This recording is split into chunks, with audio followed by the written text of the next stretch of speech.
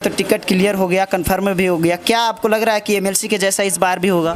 नहीं नहीं, बिल्कुल नहीं होगा। ये आम चुनाव है और यहाँ का एक एक युवा, एक एक राष्ट्रीय जनता दल के परिवार, सब लोग एक साथ हैं। हमारे सभी महागठबंधन के जितने विधायकगण हैं और पदाधिकारीगण हैं, सभी लोग एक साथ हैं और सभी मिलजुल कर यहाँ से भाजपा को भगाएंगे। लेकिन सर, सुनने में ये भी आ रहा है कि विनोद यादव जो है निर्दलीय चुनाव लड़ेंगे। नहीं नहीं, ऐसा कोई बात नहीं है। हम लोग राष्ट्रीय जनता दल पूरा परिवार एक हैं और सभी लोग मिलकर चुनाव लड़ेंगे और भाजपा को यहाँ से भगाएंगे। लेकिन ऐसा तो उस बार भी कहा जा रहा था एमएलसी के चुनाव। नहीं, देखिए, ये एमएलसी चुनाव नहीं है, ये आम चुनाव है और पार्टी बड़ी होती है, व्यक्ति बड़ी नहीं होती है। और माननीय रजवल्लम जी अगर यहाँ होते तो यह दृश्य नहीं होता, लेकिन फिर भी उनका आशीर्वाद हमारे साथ है, माननीय विधायक लोगों का आशीर्वाद हमारे साथ है और पूरे राष्ट्रीय जनता दल परिवार का आशीर्वाद हमारे साथ है।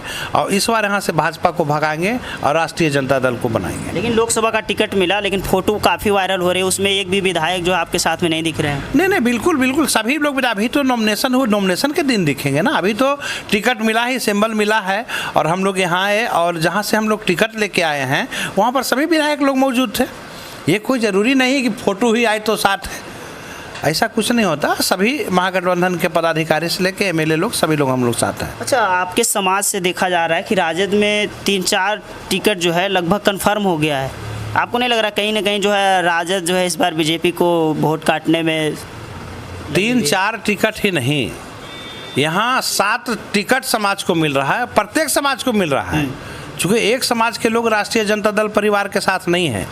बिहार का हर वो युवा, हर वो मर्द हो या औरत हो या फिर किसी जात मजहब के लोग हों, सभी लोग माननीय भाई तेजस्वी यादव को जी को मुख्यमंत्री के रूप में देखना चाहते हैं। और आने वाला 2025 में भाई तेजस्वी जी निश्चित रूप से मुख्यमंत्री होंगे और बिहार का, चाहे वो शिक्षा क्षेत्र में हो या फिर स्वास्थ्य क्षेत्र में हो या रोजगार नौकरियां की क्षेत्र में हो, वो पूरे बिहार को लाभ मिलेगा, पूरे बिहार को चमकाएंगे। लेकिन कह रहे हैं बहुत सारे लोग कि सम्राट चौधरी के नाम पर कुशवाहा लोग वोट करेंगे बीजेपी को। कैसे सम्राट चौधरी के नाम पे कुशवाहा क्यों वोट कर देगा?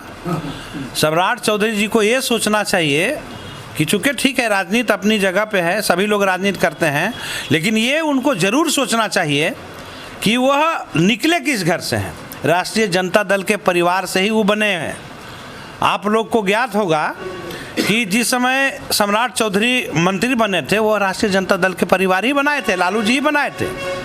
उनके पिताजी माननीय शकुनी चौधरी जी को स्वास्थ्य मंत्री तक बनाए थे, वो राष्ट्रीय जनता दल परिवार था। सांसद तक बनाए, वो राष्ट्रीय जनता दल परिवार था।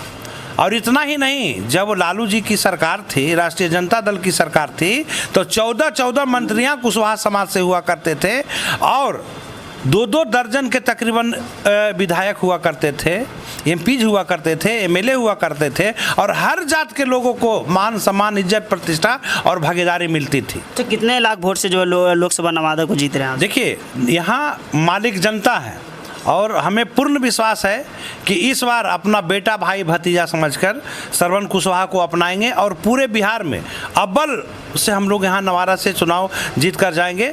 जो नवादा के लिए हम हर दुख सुख में, चाहे वह शिक्षा के क्षेत्र हो या फिर एजुकेशन के हो या फिर विकास का क्षेत्र हो, स्वास्थ्य का क्षेत्र हो, चाहे नौकरियां की क्षेत्र हो, आप नवादा में या फिर जाम की समस्या का बात हो, ये सभी चीज़ों को हम लोग देखेंगे और मुझे पूर्ण विश्वास है कि इस बार अपना बेटा, भाई, भतीजा समझकर मुझे नवादा की जनता से आशीर्वाद मिलेगा और हम इन मुद्दों पर चुनाव लड़ेंगे। और हमेशा हम नवादा ज़िले वासियों को ज़रूर आश्वस्त करना चाहेंगे, निवेदन करना चाहेंगे, हाथ जोड़कर निवेदन करना चाहेंगे कि हम बनेंगे तो हम हमेशा आप ज़िले के दुख सुख में साथ रहेंगे और हम कभी कोई ऐसा काम नहीं करेंगे जो मेरे चलते नवादा वासियों को सर झुकाना पड़े। ये मैं कोई ऐसा कभी काम नहीं करूँगा। सर, वहाँ पे वर्सलीगंज में एक चीनी मिल था, बंद हो गया, वहाँ पे सीमेंट फैक्ट्री लगाया जा रहा है जो लोगों के लिए खतरा है। क्या आप वहाँ पर जीतने के बाद जो है नवादा लोकसभा के लिए, क्या आप वहाँ पर आवाज़ उठा सकते हैं कि फिर से जो वहाँ पे चीनी मिल खुले? देखिए बिल्कुल क्यों नहीं उठाएंगे, चूँकि हमारा अगर वहाँ चीनी मिल होता तो आज यहाँ के किसान हैं, चाहे वो किसी जात के लोग हों, अगर चीनी मिल होता तो यहाँ हम लोगों को किसान बहुत लाभ होता, बहुत खुशहाल होता। आप पिछड़ा क्षेत्र हमारा जाकर देखिएगा कि आप देख लीजिए, कौआ कोल क्षेत्र देख लीजिए, गोविंदपुर देख लीजिए, रोह देख लीजिए, सिरदला देख लीजिए, मेस्कौर देख लीजिए, नरहट देख लीजिए, हसुआ देख लीजिए, इधर काशीचक देख लीजिए, वारसलीगंज देख लीजिए, बरबीघा देख लीजिए, रोह देख लीजिए, नवादा देख लीजिए, नादिगंज देख लीजिए। तो कहीं किसी भी क्षेत्र में कोई एक ऐसा उद्योग नहीं लगाया गया है जो किसानों को लाभ हो। आज पूरे किसान हो, नौजवान हो, सब त्राहिमाम है। चूँकि हमारा नेता नहीं आज तक नवादा में कोई बन पाया, नेता तो बहुत बने, चूँकि बड़ी बड़ी जो योजनाएं होती है वह सब सांसद के अधीन होता है, एमपीज के अधीन होता है। आज नवादा में इतनी बड़ी जाम की समस्या क्यों है? इसलिए कि हमारा ओवर ब्रिज नहीं हुआ।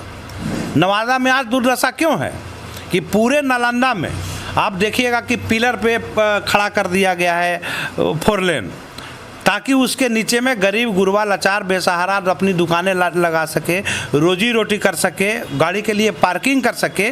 और हमारे नवादा में अगर हमको सद्भावना चौक पे उतरना है तो हमें इधर जाना पड़ेगा, फुलमा जाना पड़ेगा, या तो फिर इधर केंदुआ जाना पड़ेगा। अगर वही यहाँ पर हमारा पाया पर खड़ा रहता तो हमारा नवादा जिला वासियों को हज़ारों हज़ार की रोजी रोटी चलती और वहाँ पर दुकानें होती, गाड़ी की पार्किंग होती।